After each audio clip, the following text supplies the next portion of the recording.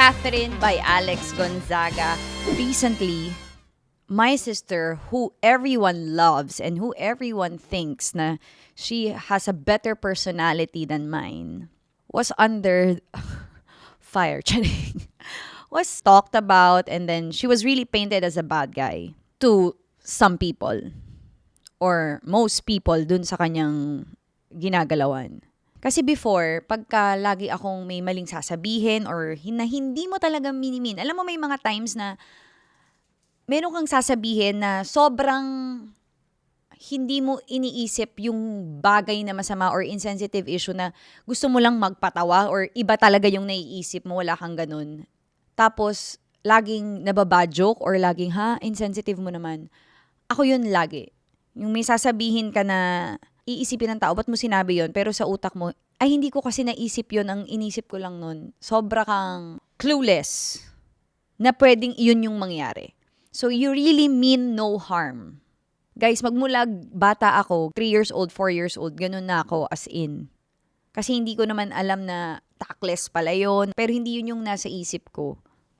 So, may time ako, kinikwento ng mami ko nung bata ako, ipakita ko lang sa inyo kung gaano talaga siya, kaganon yung personality ko. Nung bata ako, nasa opisina ako ng mga mami ko, may mga ka-opisina niya. Tapos tinanong nila lahat sa akin, "Oy Catherine, sa tingin mo, sino sa amin ang walang asawa?" So sinagot ko yung pangalan. Siyempre hindi ko nasasabihin dito, baka kinig siya. Si tita ganito. Ay, ang galing mo, paano mo nalaman na siya yung walang asawa? Ito di ko na maaalala, ako na ito na lang to sa akin ng mami ko. Ang sabi ko daw, kasi siya yung pinakapangit sa inyo. Nagtawanan sila. 4 years old ako dito, wala akong kaalam-alam niyan. Tapos parang, ay, Catherine, ang sama mo. Ka-close ko yon, yung tita na yon, yung ka-opisina ng mami na yon. Tapos sinabi niya, Pinti, yung anak mo naman, pagsabihan mo kung ano naman kasi sinasabi. Sabi ng mami ko, ikaw, bibig mo talaga, hindi ka na naman nag-iisip. Alam mo, sabi ng mami ko, alam mo, nagulat kami, tumawag na lang siya. Pinti, kunin mo na yung anak mo, buong magdamag naman daw ako nandun sa table ng kaibigan ng mami ko. Tita, sorry na, ikaw naman talaga pinakamaganda, ayoko lang ma-hurt sila. Kasi sobrang hindi ko yun minimin. Gets mo? May times, until now, may kukwento ko sa inyo, until now, magjo-joke ako na feeling ko hindi siya nakaka-offend for me. Kasi iniisip ko, impossible naman na yun ang maging tingin sa'yo ng tao because sikat ka and star ka. Pero syempre may mga pinagdadaanan yung mga kapwa-artista ko na hindi ko naman alam.